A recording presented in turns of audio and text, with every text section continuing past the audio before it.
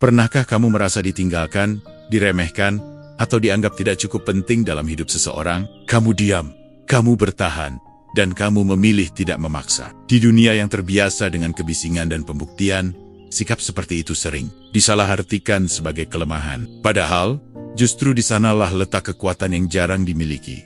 Stoikisme mengajarkan satu hal sederhana namun mendalam. Kita tidak perlu mengejar pengakuan. Waktu dan kehidupan akan melakukannya untuk kita. Ketika kamu memilih untuk tetap setia pada nilai, menjaga batas, dan tidak mengorbankan harga diri demi diterima, kamu sedang membentuk sesuatu yang langka. Sesuatu yang tidak semua orang pahami di awal, tapi akan mereka sadari pada akhirnya.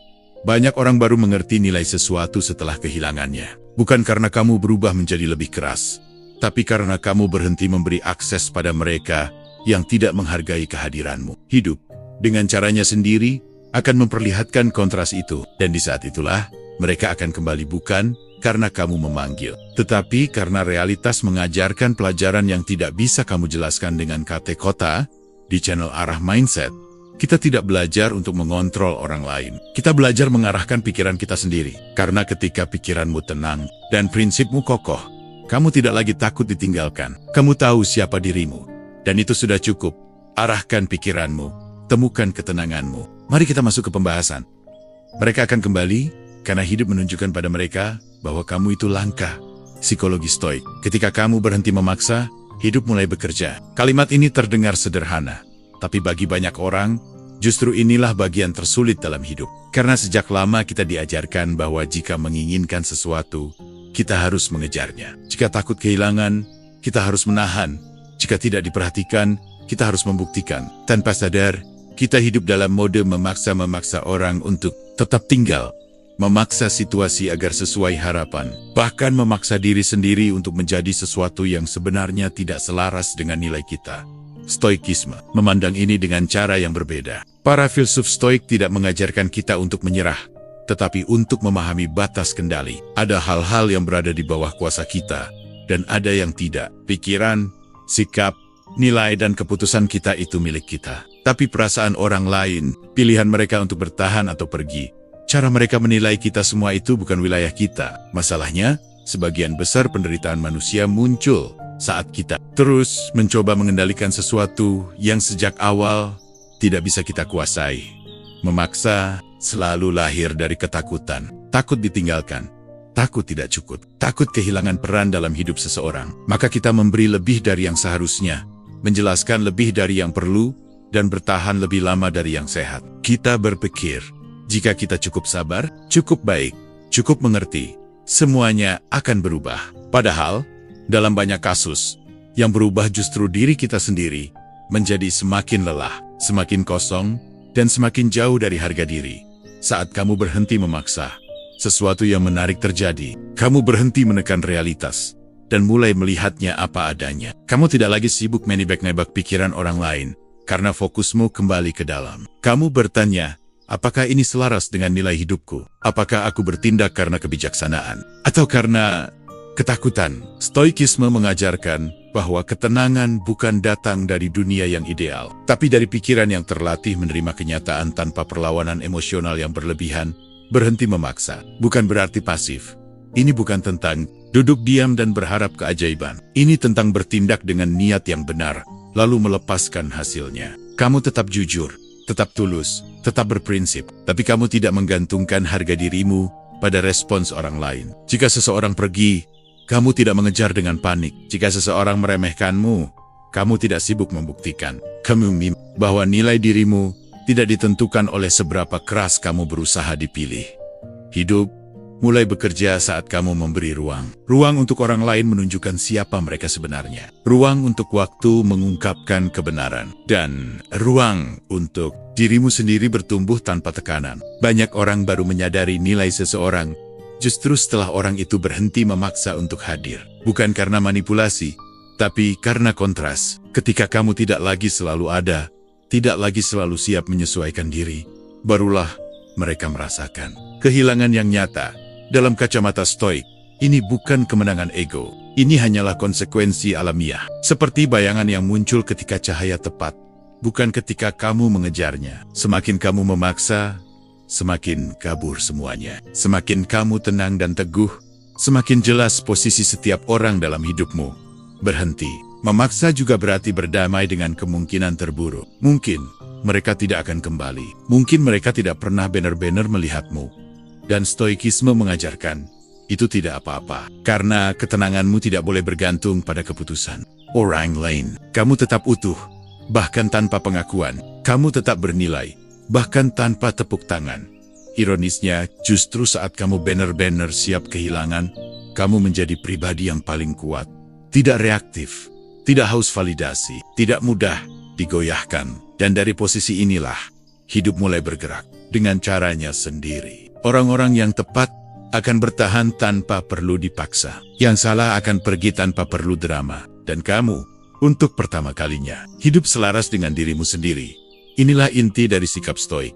Mengarahkan pikiran, bukan memaksa dunia. Karena saat pikiranmu tenang dan kendalimu jelas, kamu tidak lagi hidup dalam kecemasan untuk mempertahankan. Segera kamu berjalan maju dan membiarkan hidup menyesuaikan diri. Dan seringkali, tanpa kamu sadari, disitulah segalanya mulai bekerja. Mengapa orang sering meremehkan yang selalu ada? Pertanyaan ini terdengar sederhana, tapi jawabannya menyentuh lapisan terdalam dari psikologi manusia. Banyak orang tidak benar-benar kehilangan sesuatu karena orang itu pergi, melainkan karena orang itu terlalu lama bertahan, terlalu tersedia, terlalu mudah dijangkau, terlalu bisa diandalkan tanpa syarat. Dalam kehidupan sehari-hari, manusia cenderung menilai sesuatu bukan dari nilainya, tapi dari kelangkaannya. Sesuatu yang mudah didapat dianggap biasa. Sesuatu yang selalu ada dianggap akan selalu ada. Dan disinilah paradoksnya.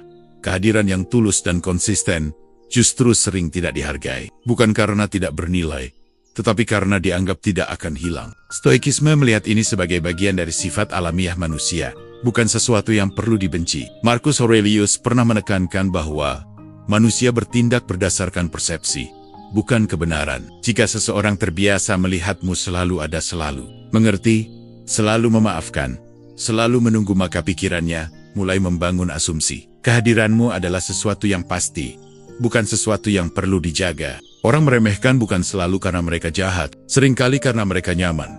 Kenyamanan menciptakan kelalaian, dan kelalaian melahirkan ketidaksadaran akan nilai. Ketika kamu selalu hadir tanpa batas, tanpa konsekuensi, tanpa jarak, orang tidak dipaksa untuk berhenti dan bertanya, apa jadinya jika dia tidak ada? Karena pertanyaan itu tidak pernah muncul, penghargaan pun tidak pernah tumbuh. Di titik ini, banyak orang melakukan kesalahan besar.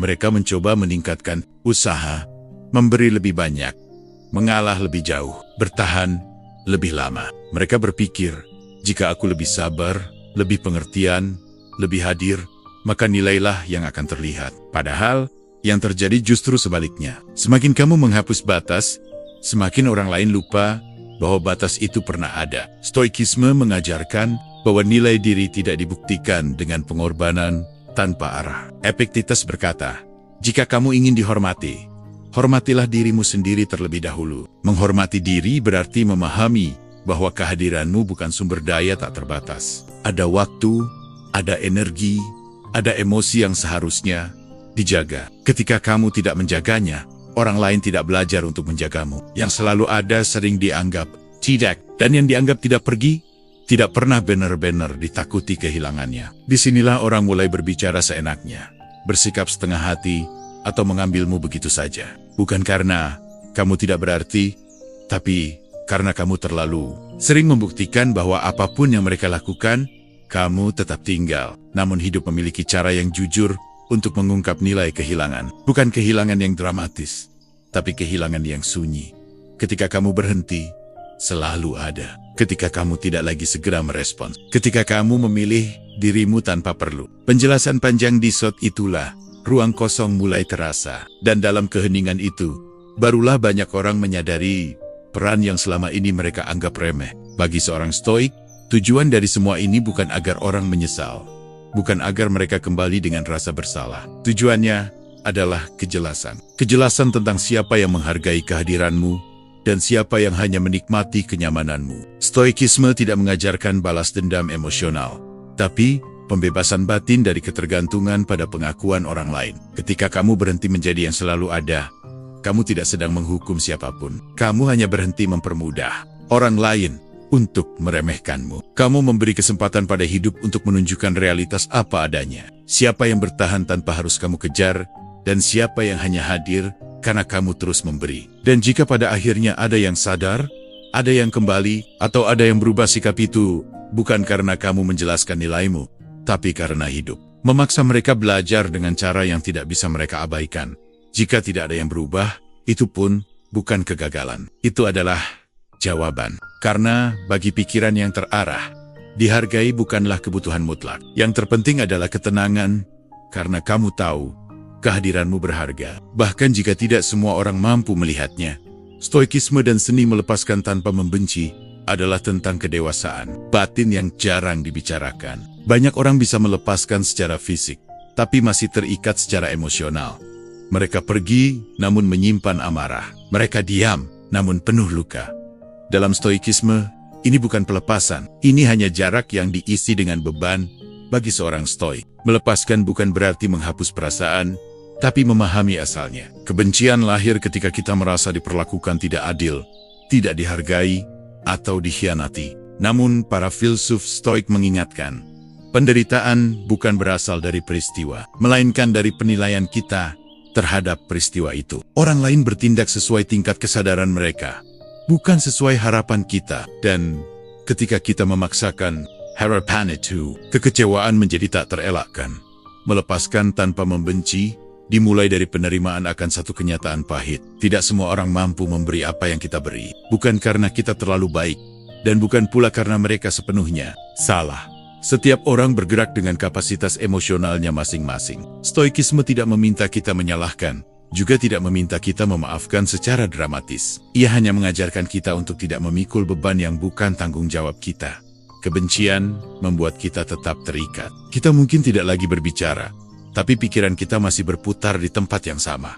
Setiap ingatan memicu emosi. Setiap nama memancing reaksi. Dalam kondisi ini, orang yang kita tinggalkan masih memiliki kendali atas ketenangan kita. Dan bagi seorang stoik, ini adalah bentuk perbudakan batin.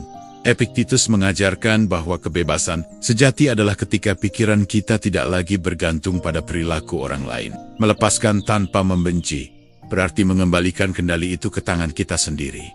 Kita berhenti menuntut penjelasan, berhenti menunggu permintaan maaf, berhenti berharap mereka berubah agar luka kita sembuh. Kita menyadari bahwa ketenangan tidak datang dari keadilan eksternal, tapi dari kejernihan internal.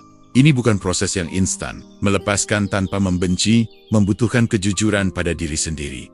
Mengakui bahwa kita pernah berharap terlalu besar, bahwa kita pernah mengikatkan nilai diri pada respons orang lain, dan bahwa rasa sakit itu nyata. Stoikisme tidak menyangkal rasa sakit, tapi menolak menjadikannya identitas. Saat kamu melepaskan tanpa kebencian, kamu tidak menutup hatimu, kamu membersihkannya. Kamu tidak menjadi dingin, kamu menjadi jernih. Kamu tetap mengingat, tapi tidak lagi terikat. Kamu tetap memahami, tapi tidak lagi berharap.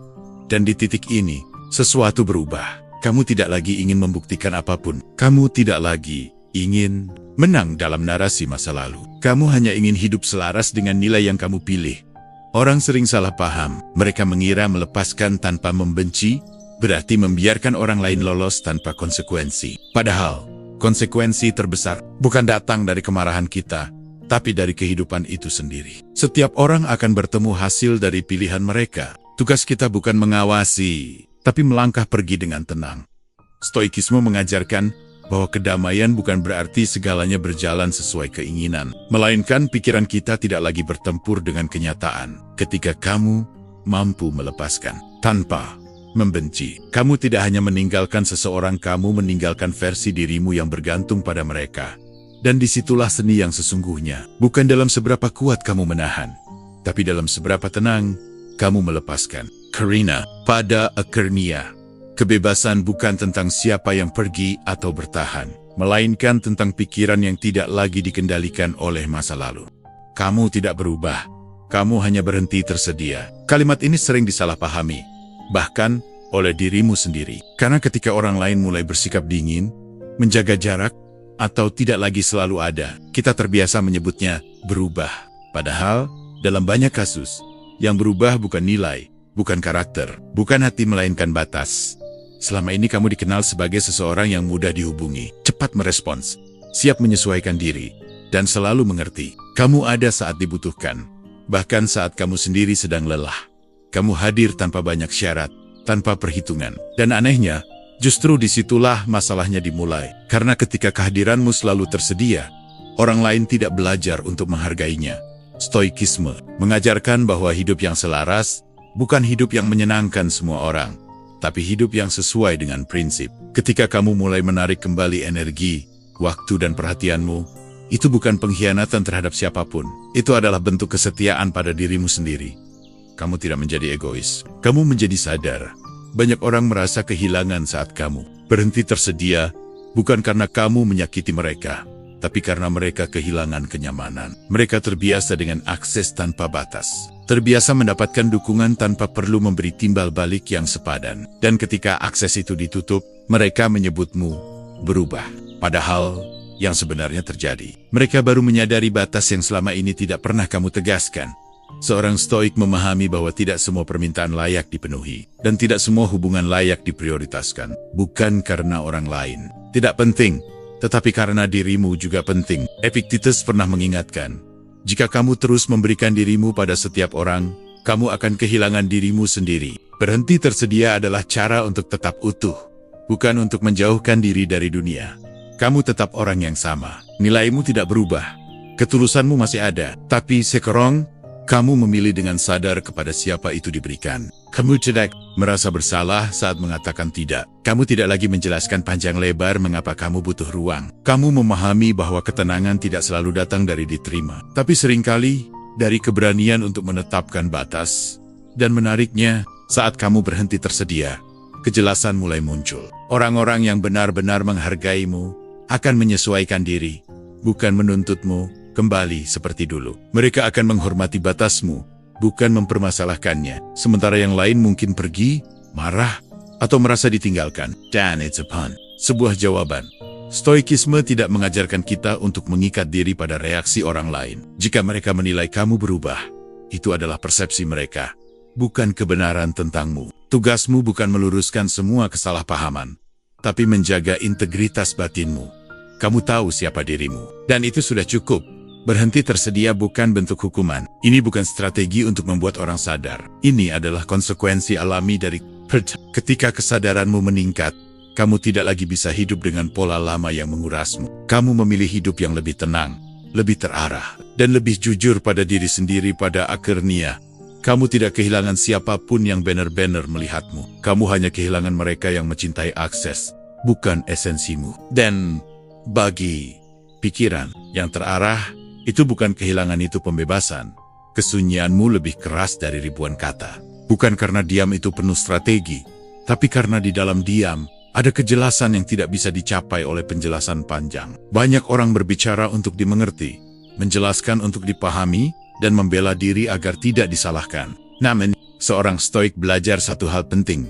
Tidak semua hal perlu dijawab, dan tidak semua kesalahpahaman perlu diluruskan. Dalam dunia yang bising, diam sering dianggap kelemahan. Padahal, diam yang lahir dari kesadaran adalah bentuk kekuatan. Stoikisme mengajarkan pengendalian diri bukan hanya terhadap emosi, tetapi juga terhadap dorongan untuk bereaksi. Ketika kamu memilih diam, kamu sedang mengatakan pada dirimu sendiri bahwa ketenangan lebih berharga daripada pembenaran. Banyak konflik tidak membesar karena peristiwa, tetapi karena respons. Satu kata dibalas dengan 10.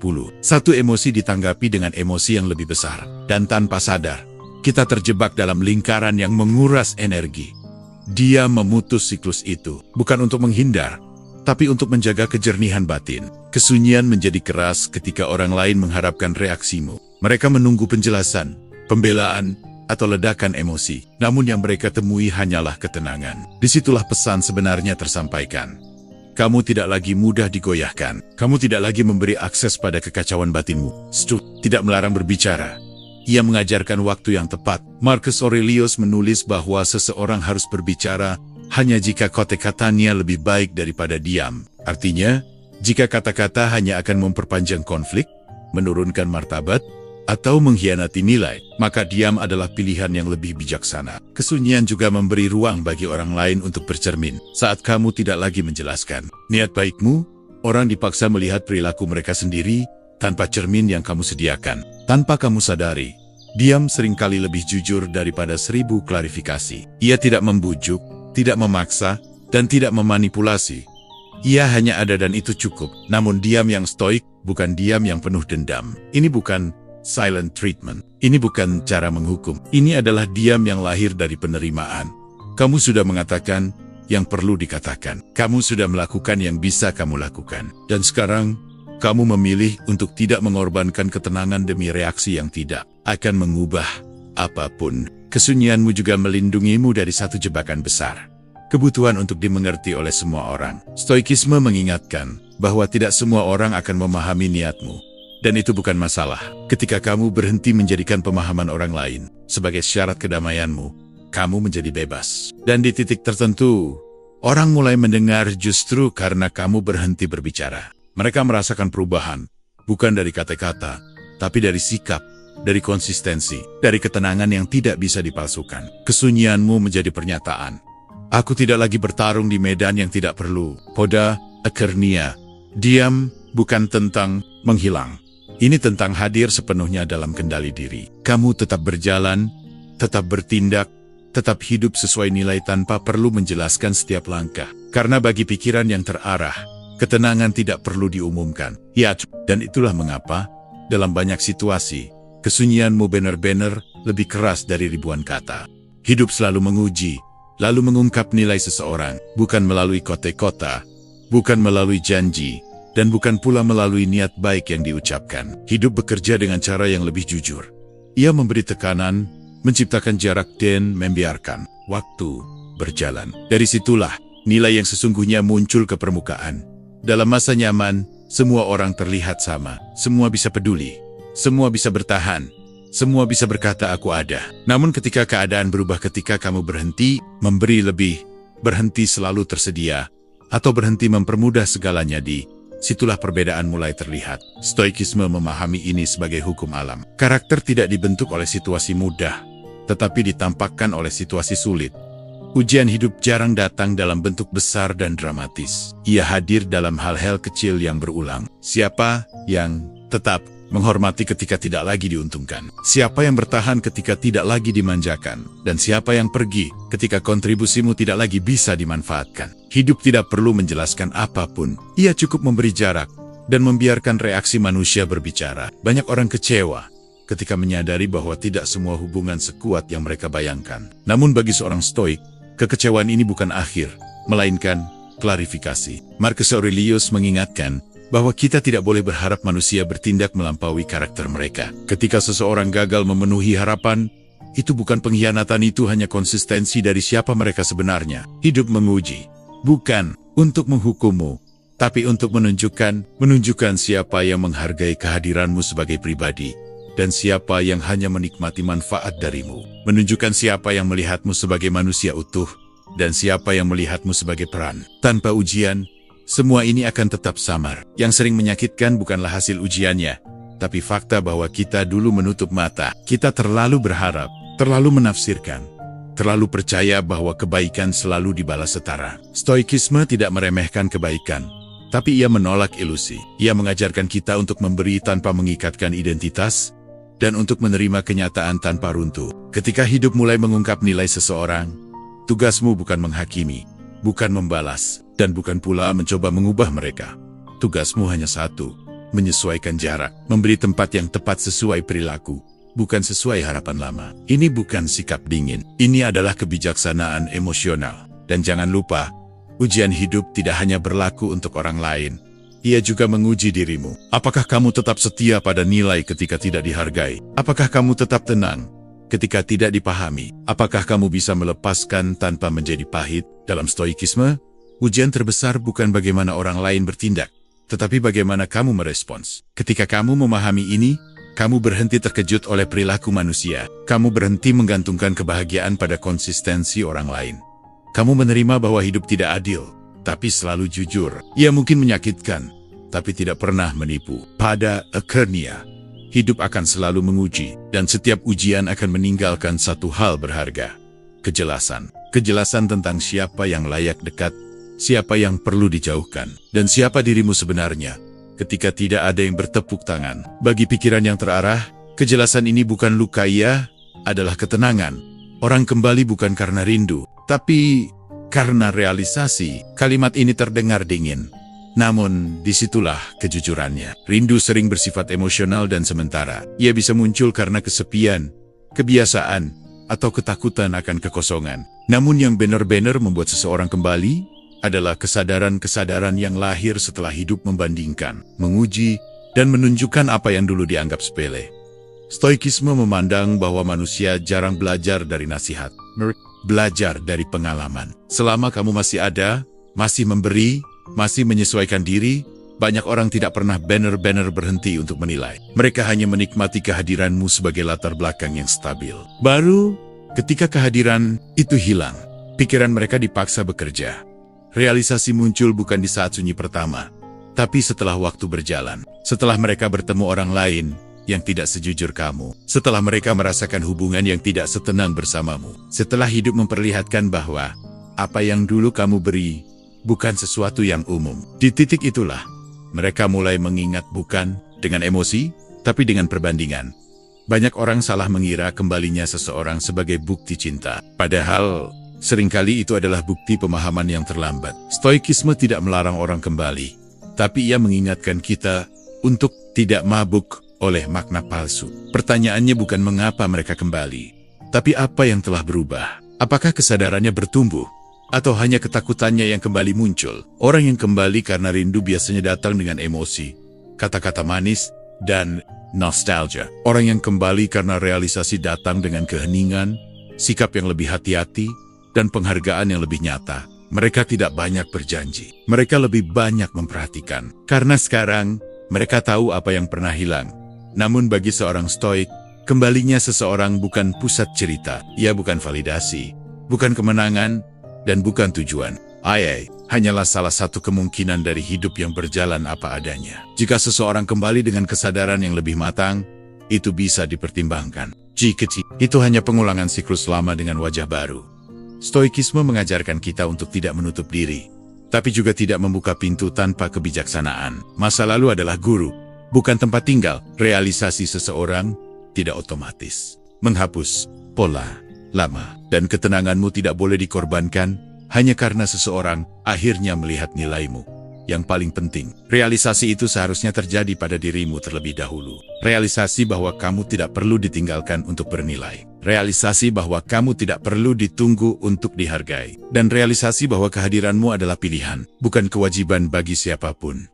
Ketika kamu memahami ini, kamu tidak lagi menunggu siapa yang akan kembali. Kamu berjalan maju dengan tenang. Dan jika ada yang kembali karena hidup akhirnya mengajarkan mereka, kamu tidak menyambut dengan euforia, juga tidak dengan dendam. Kamu menyambut dengan kejernihan. Karena bagi pikiran yang terarah, yang terpenting, bukan siapa yang kembali, tapi siapa yang tetap menjadi dirimu tenang, utuh, dan tidak lagi menggantungkan nilai pada kesadaran orang lain. Menjadi langka bukan tentang kesempurnaan. Banyak orang mengira bahwa untuk bernilai tinggi, seseorang harus tanpa celah, selalu benar, selalu kuat, dan tidak pernah gagal. Padahal, dalam pandangan stoik, kesempurnaan bukan hanya mustahil, tetapi juga tidak relevan. Yang membuat seseorang langka bukanlah tidak pernah jatuh, melainkan bagaimana ia berdiri dan tetap setia pada nilai yang ia pilih. Kesempurnaan adalah ilusi yang dibentuk oleh perbandingan. Ia membuat orang sibuk menutupi kelemahan, menyusun citra, dan mengejar pengakuan. Stoikisme justru bergerak ke arah sebaliknya. Kejujuran pada diri sendiri. Seorang stoik tahu bahwa ia punya kekurangan, emosi, dan batas. Namun ia tidak membiarkan semua itu mengendalikan tindakannya. Kelangkaan lahir dari konsistensi, bukan dari tampilan luar. Dari seseorang yang tetap jujur, meski bisa berbohong. Tetap tenang, meski bisa meledak. Tetap berprinsip, meski tidak diawasi. Di dunia yang mudah bereaksi dan cepat berubah arah, karakter yang stabil menjadi sesuatu yang tidak umum dan karena itu, langka. Orang yang langka tidak berusaha terlihat istimewa.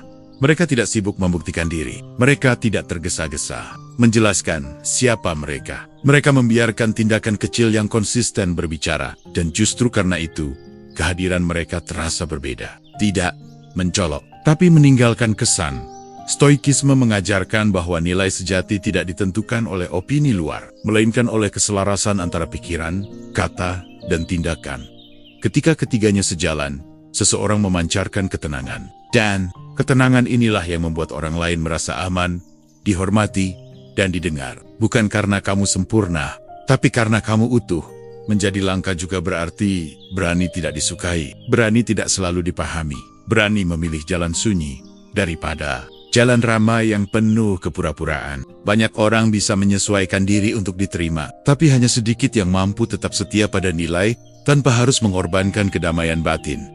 Dan ironisnya, justru saat kamu berhenti berusaha menjadi versi ideal di mata orang lain, kamu menjadi versi paling jujur dari dirimu sendiri. Kamu tidak lagi berlomba, tidak lagi membandingkan, tidak lagi merasa tertinggal. Kamu berjalan dengan ritmemu sendiri, dan disitulah kelangkaan terbentuk secara alami. Bagi seorang stoik, menjadi langka bukan tujuan. Itu hanyalah hasil samping dari hidup yang terarah. Ketika kamu fokus mengendalikan apa yang bisa kamu kendalikan, pikiran, sikap, dan pilihan kamu. Berhenti mengejar validasi. Kamu tidak menuntut dunia untuk mengakui nilaimu. Kamu tahu nilaimu. Dan itu cukup. Pada akhirnya, orang yang benar-benar langka bukan mereka yang terlihat sempurna, tetapi mereka yang tetap utuh di dunia, yang mendorong semua orang untuk terpecah. Dan ketenangan yang lahir dari keutuhan itulah yang tidak bisa ditiru, tidak bisa dipalsukan, dan tidak bisa digantikan. Stoikisme mengajarkan satu sikap batin yang sulit, namun membebaskan. Tidak menunggu, dan tidak menolak.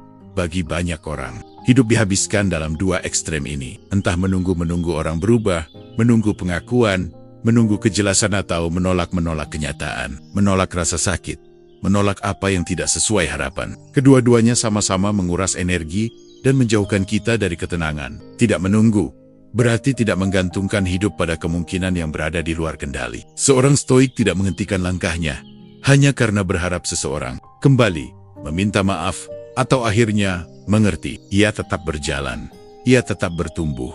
Jika sesuatu terjadi, ia menerimanya. Jika tidak, ia tidak runtuh karenanya. Harapan yang berlebihan dalam stoikisme seringkali bukan tanda optimisme, melainkan penundaan hidup. Namun tidak menunggu bukan berarti menutup hati. Disinilah bagian kedua muncul.